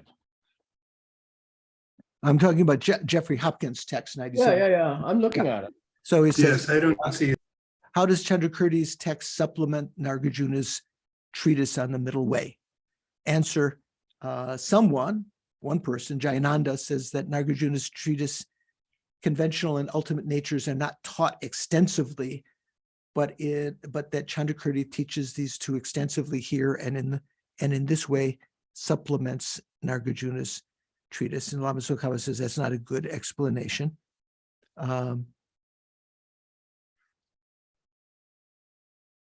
Oh, I see. This is the part where the text, where you the Jinpa says the text distinctive purpose has already been explained, and this you're going back to where it was explained. Yes, yeah, just trying to It's see. also in the footnote. Yeah, so I on my iPad, if I touch the footnote, I lose it. Can someone read Sure. 97 and 98 to us? Well, it says Khapa is referring to the passage above, where in explaining the title, he spoke of how Chandrakirti's distinctive purpose in composing this work was to develop an authoritative interpretation of Nagarjuna's treatise on the middle way, as well as to present a sustained critique of the Chittamanta standpoint. Right. So you remember that when we talked about why he wrote this text, it was to distinguish it from what Chandrakirti felt were misinterpretations of Nagarjuna's teachings, that the Chittamatrans and the Svatantrika Madhyamakas had made. And then note number 98, what does he say? Actually, that was note number 98 that she just Oh. read. Number 97 says the phrase purpose and connections is an abbreviation of the expression stanza expressing the purpose, connections, and so on, which expresses a classical Indian and Tibetan Buddhist approach to textual exegesis, especially when commenting on a root verse. According to this, an authoritative text must possess 4 key elements: its subject matter, the juja, Right. the purpose, the gopa, and goal, nyingu, and fourth, the connections, the jawa, among the first 3, that the latter must be dependent on the former. Right. Okay. So when you study the Prajnaparamita Sutra, I don't know, when Venerable Sangye Kondo, some of you are taking Venerable Sangye Kondo's course on the 4th chapter, right? Did she talk about these, the subject matter, the purpose, and so forth? Doris, you don't remember? Nadine, are you listening to that class? No. Okay. Anyone else? Okay. So generally when... No, she didn't, Venerable. Okay. So generally, when you talk about a text, you have to, supposedly these things that are important, right? Remember we talked about the salutation and the promise to compose, sort of like, this is how great beings have done in the past. So the reason that you do these is to follow in the footsteps of the great beings. You don't want to do something that's like radically different. Then you have to mention the subject matter, which in a certain sense, you can understand from the salutation in the Tibetan tradition, because remember the Tibetan kings produced an edict, a rule that if the text was about the Vinaya, you would, about the rules of morality and so forth, you would pay homage to the omniscient one. If it was, if the text's subject matter was about the Sutra Pitaka, which is main subject matter of the Sutra Pitaka is concentration. You pay homage to the Buddhas and Bodhisattvas. And if the subject matter was higher wisdom, the Abhidharma Pitaka, you would pay homage to Manjushri. So already in the salutation, there was implied what the subject matter was. But generally in a text, when you write a text, you say at the beginning, any good person who writes a paper for a journal or something, if you don't say what the paper is about, no one's going to be interested in reading it, or they won't understand that that's something they should read. So you mention the subject matter. Then you mention, what was the second one, Paul? We say juja, gupa, purpose. Yeah, the purpose, the gupa, then the goal or the essential purpose, the nyingu. The ningo, yeah. So then even there, there's a temporary purpose and a final purpose. So the temporary purpose would mean to understand the stages of the path. The final purpose would be to, your eventual purpose, your final goal is to achieve enlightenment for the sake of all sentient beings. And then the connection means through studying the subject matter, you can achieve the temporary purpose and the final purpose and so forth. So that's what's being talked about here. So the text says, with regard to the means to help others engage with a text, such as the text's purpose and connections. Let me see, what page was I here on Jeffrey Hopkins? Okay, maybe I can't read that directly. The text subject matter is the twofold, profound, and vast aspects of the path. Twofold means not twofold profound, but twofold, profound and vast. Those are the two subjects that are talked about, right? That's the subject matter. The text's distinctive purpose has already been explained. The distinctive purpose was to, remove confusions about what the text was about, whether it could be interpreted according to Chittamatra or Spatantrika, Madhyamaka, and so forth. That's what was already been explained. As for the goal, the immediate ones, the immediate goal, the temporary goal or immediate goal is putting into practice what one has understood from the beginning of the treatise up to traversing the first four paths. What does that mean? That means the path of accumulation, path of connection or path of preparation, path of seeing, and the path of meditation. So those comprise all of the bodhisattva path, essentially, from the first four paths. Once you enter the path, you're on the path of accumulation. When you have a union of tranquil abiding and penetrative insight, realizing emptiness, you're on the path of preparation. When you have a direct realization of emptiness, you're on the path of seeing. When you have the first realization of that, you're on the path of seeing. And then subsequently, when you meditate on that again, you call it the path of cultivation or meditation. You're cultivating what was already realized on the path of seeing. Then as a result of that, you can achieve the fifth path, the path of no more learning or graduation, which is Buddhahood, right? So the first four paths are the path of non-Buddhas. The fifth path is the path of a Buddha. So as for its goal, the immediate ones include putting into practice what is understood from the meaning of the treatise up to traversing the first four paths. The ultimate goal, so the temporary goal is, traversing the bodhisattva path. The ultimate goal is the achievement or attainment of the resultant ground of Buddhahood. The goal depends upon the purpose. The purpose depends in turn on the treatise, the subject matter, and the interrelationship between them is the connections. So, make sense a little bit?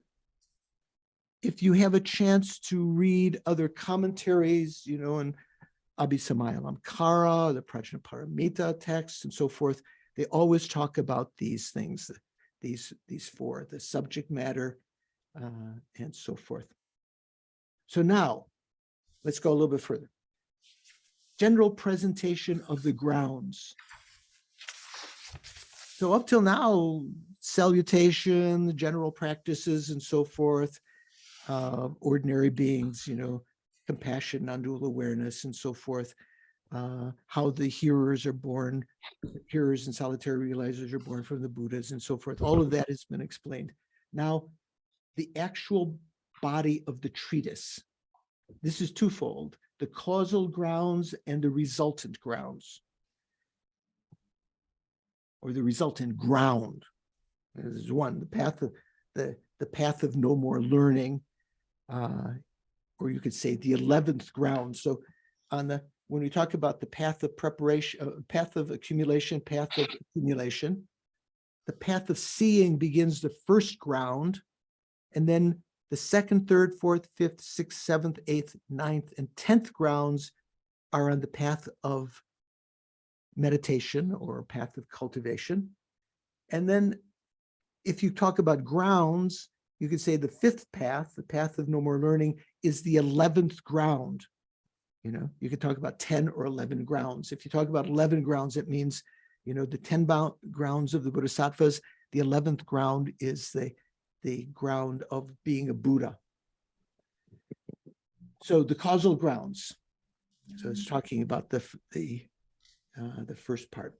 This has three parts: how to practice the path according to the system in general, and 2, practicing on the ordinary person's stage in particular.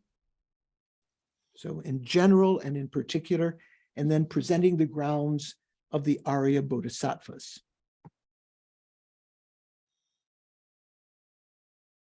So are the grounds of the Arya Bodhisattvas causal grounds? Sandra, what do you say? You have to unmute. There you go. Nope. Yes. Yes, right. So causal shouldn't, all of these different words are applicable to different places. So the causal grounds are the grounds before the resultant ground. The resultant ground is the result of Buddhahood. So the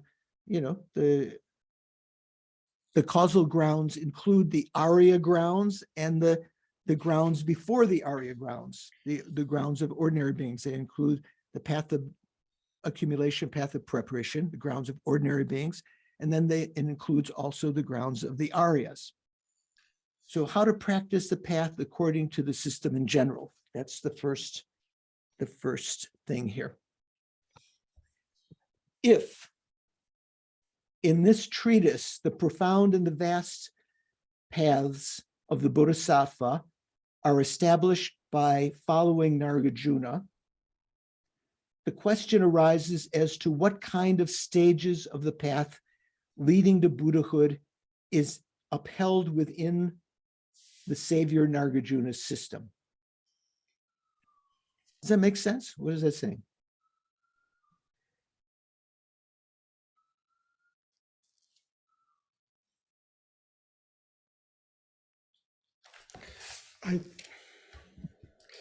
I think it's saying, Venerable, that how does Nagarjuna lay out the stages of the path in his system? I couldn't see who was saying. It was Richard. Oh, Richard. Yeah, good. Okay. Richard's always on top of things. If in this treatise, let's talk about Chandrakirti's treatise, right? The profound and the vast paths of the Bodhisattva are established by following Nagarjuna. So how does he's mainly establishing the profound by following Nagarjuna's fundamental wisdom, and he's mainly establishing the extensive or vast path of the Bodhisattva deeds by following Nagarjuna's precious garland and so forth, other texts. So if in this treatise, the profound and vast paths of Bodhisattva are established by following Nagarjuna, one can question as to what kind of stages of the path leading to Buddhahood is upheld within the Savior Nagarjuna system. So you can ask, so what are the stages of the path? So we're familiar with that expression, stages of the path, right? What's that in Tibetan? Stages of the path. The Lam Rim. The Lam Rim, right? So what are the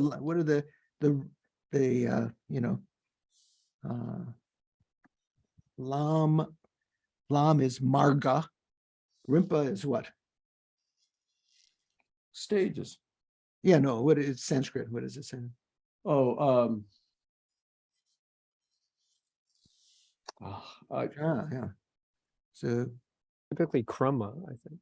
yeah, krama usually, like we say, bhavana krama, the stages. So the marga krama, the stages of the path. So, it's not talking about the Lan Rim, Chemo, or anything like that. It's just talking about in Nagarjuna system, what are the stages? And so the answer is the purpose of establishing the system of the second Buddha Nagarjuna, and so on. So you hear this expression sometimes, the second Buddha. Sometimes Padmasambhava is called the second Buddha. Sometimes Nagarjuna is called the second Buddha. Sometimes Lama Tsongkhapa is called the second Buddha. Have you heard? Different kinds of. So here is just common to call Nagarjuna the second Buddha because he's the one that reinvigorated the Mahayana path after the Buddha passed away.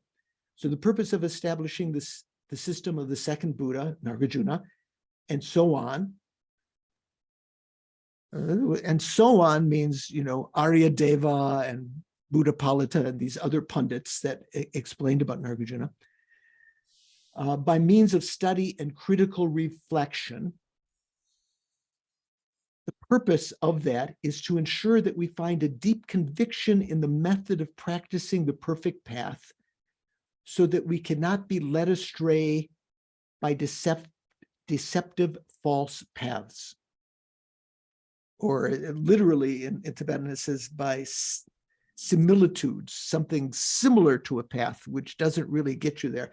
This is a little bit like what someone was talking about before, earlier in our discussion today.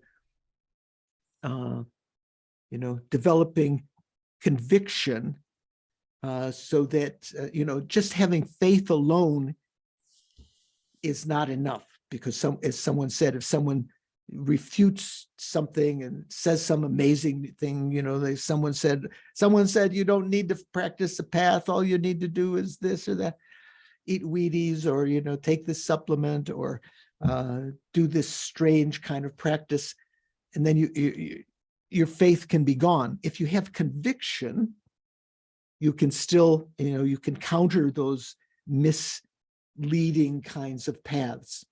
So it's the purpose of establishing the system by means of study and critical reflection. That means listening, contemplating, and so forth, is to ensure that we find a deep conviction, not just faith alone, in the method of practicing the perfect path, so that we cannot be led astray by deceptive false paths, or paths which seem to be paths but don't lead you to the goal.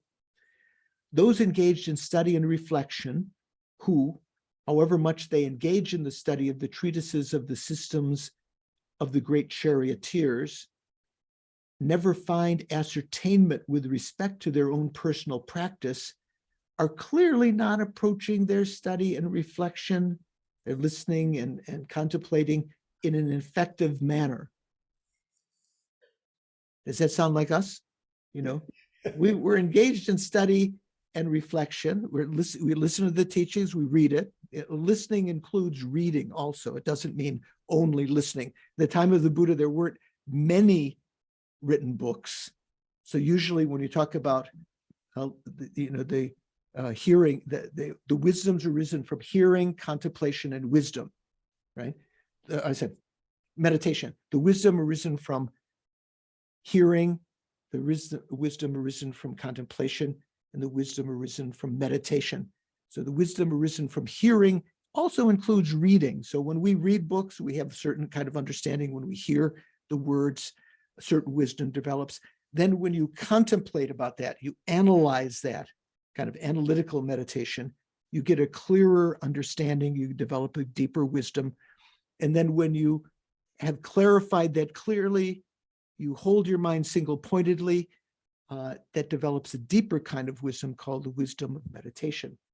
So to ensure that we find a deep conviction in the method of practicing the perfect path, again, those engaged in study and reflection, or hearing and contemplation, who, however much they engage in the study of the treatises of the systems of the great charioteers. Who are the great charioteers? Anyone know? Jennifer, do you know the great charioteers? Don, do you know who the great charioteers are? No, not at the top of my head.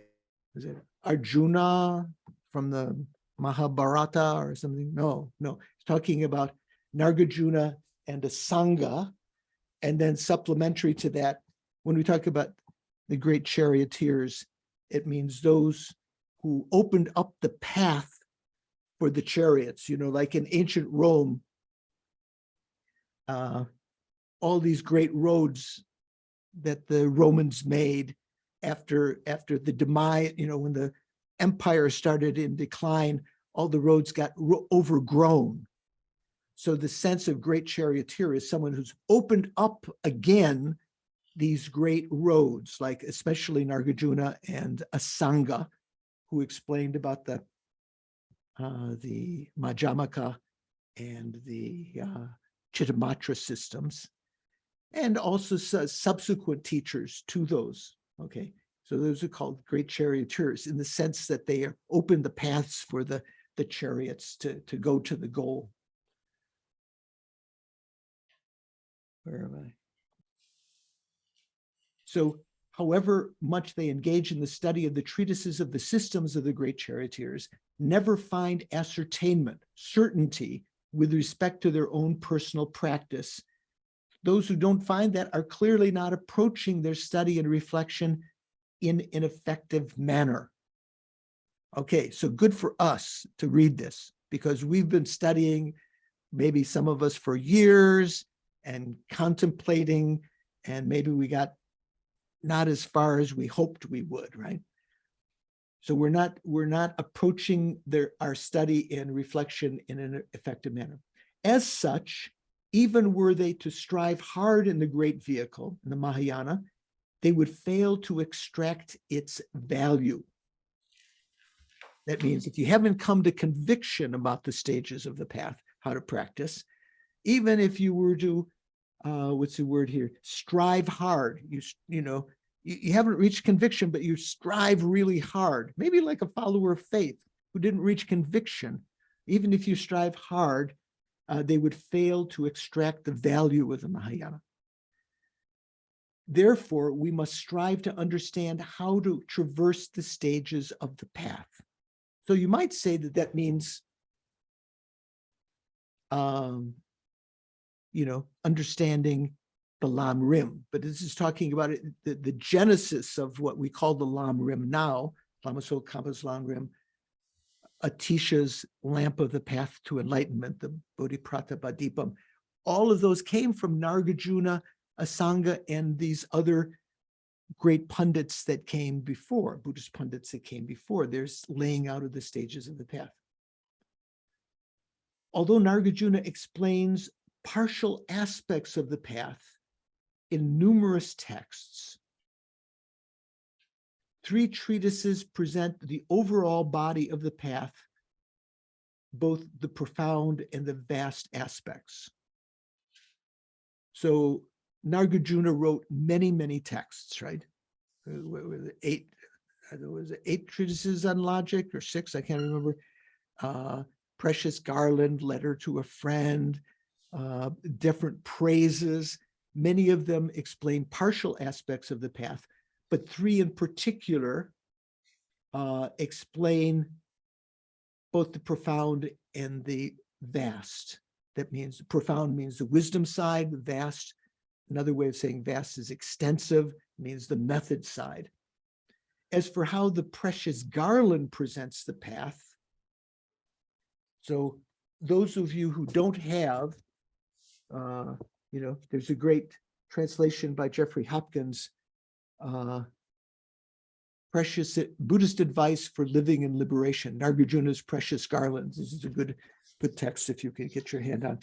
So that's, if you ever have a chance to receive teachings on the Precious Garland, that's a good one to use.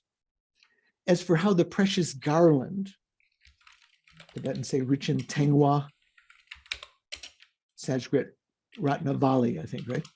How it presents the path, lines such as, the roots of this are an awakening mind. Remember, we quoted Precious Garland before when we talked about the 3 practices of compassion, non-dual awareness, and bodhicitta. And then there was a quotation from Precious Garland that says, the roots of this are an awakening mind. That was a paraphrase of that Chandrakirti was a paraphrase of Precious Garland's statement. And all the practices preceded by compassion were already cited above. So we talked about those in previous, if you take a look at footnote 100 in Jimpa's text, it will refer back to where we talked about Precious Garland in those contexts. So I'm just going to read the next, and then this is where we'll stop and we'll continue next week. In the same work, means the Precious Garland, it says here, to present in brief the qualities of the bodhisattvas, they are generosity, morality, forbearance, we call sometimes patience, we translate, diligence, we say perseverance or enthusiastic perseverance, meditative absorption, this is the Sanskrit word dhyana, which sometimes we just translate as concentration, wisdom, and compassion, and so on. So it's talking about the 6 perfections and adding compassion at the end there, right? So this is where we'll start next time. Let's make a note here. What page is that, Paul? You've got your... Page 60, I believe. 60. Okay. Okay. I'll make a note here so I don't get lost. Sometimes I forget where we were. So before we end, we've already gone over, sorry, anyone have a question about today? Who hasn't asked a question? Sheila, are you okay? You following? I have to back and review all this and reread it. I've been away, so I'm just Okay. focusing. That's good. That's good. David, are you going to be able to explain this to Karen before she listens to the recording? Probably. Probably. No. No? Mary Ellen, any questions? You okay? I'm good, thanks. Yeah. I won't ask Sean. He always has questions. Richard, you okay? Yeah. Kristen? Okay. Jennifer, anything doubtful? Okay. So is Arya Deva the third of the 3 charioteers, Nagarjuna, Asanga, and Arya Deva? Usually we say that we can say 2, Nagarjuna and Asanga, and then you start to add in other great pundits are also called sometimes charioteers. Okay. Maybe Nagarjuna and Asanga were the ones that opened up the path, and then the ones that sort of, once that was opened up, the other charioteers were able to drive through that opened up territory. Thank you. Okay, so Mary Ellen, would you like to put up our dedication prayers? Was it Mary Ellen? No, who's? Oh, Sunny. Sorry, Sunny. Very sorry. Okay, so I think there is a dedication prayer before the. There we go. Dedication prayer. There we go. So someone's typing away there madly. Due to these virtues, Gewadi, may I quickly attain the state of a Guru Buddha and lead each and every migrator into that enlightened state. So wait, so just go down. So when it says, may I quickly attain the state of a Guru Buddha. So the sense of this, we don't always say Guru Buddha. That terminology is a little bit unique.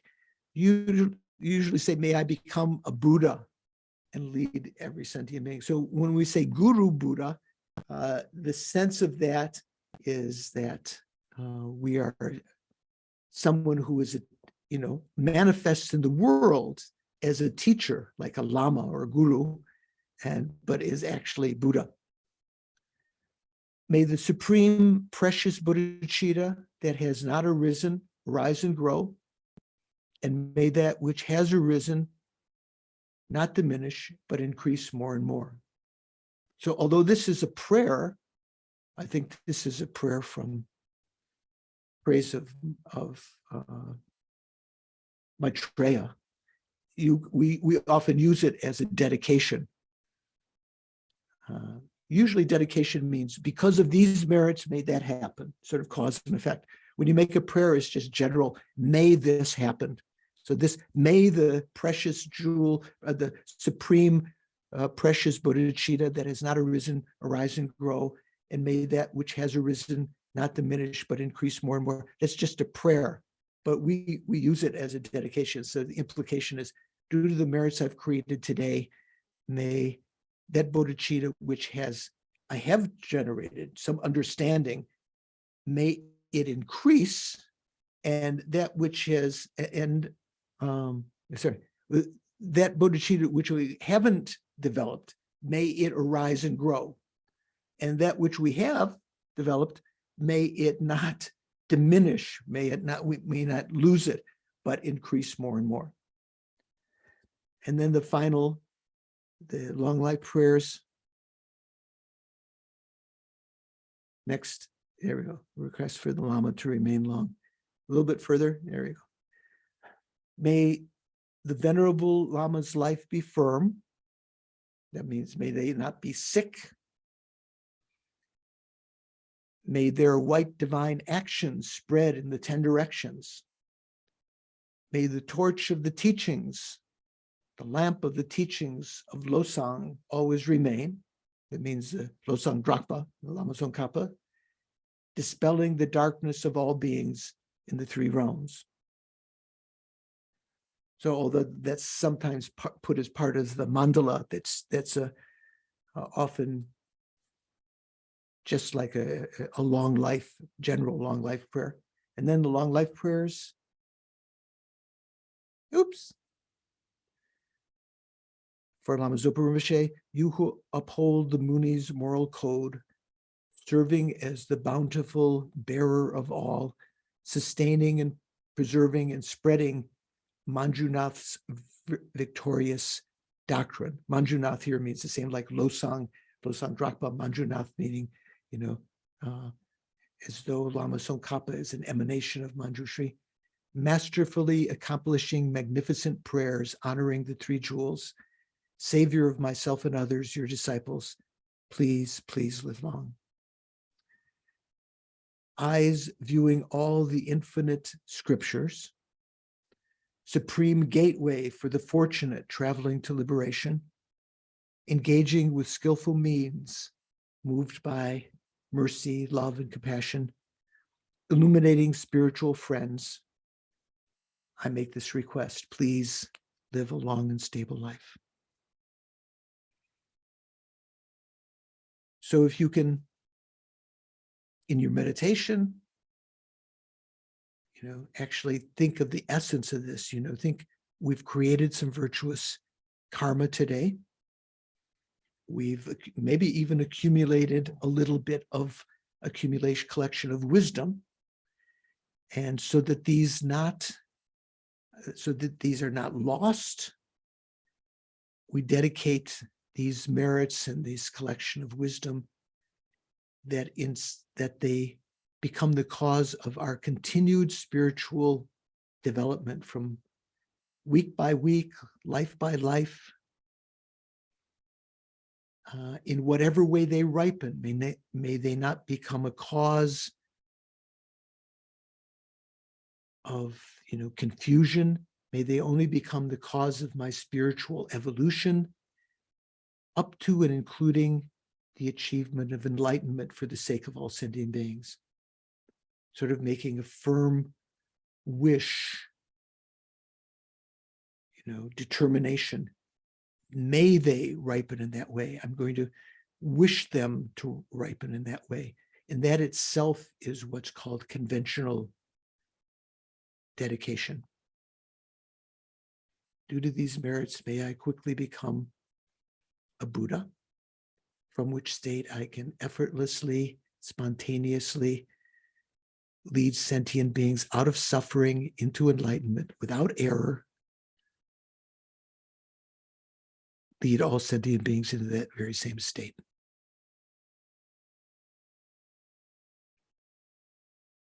Okay, thank you very much. Thanks for your patience. Gone over yet again. So we have a couple of people missed. Hopefully, Don, you can help Diane with her aunt, and David, you'll help your wife when she gets back. Who was the other one? I said, oh, and Stephen. Stephen is recovering from his COVID shot. So hope to see you next week.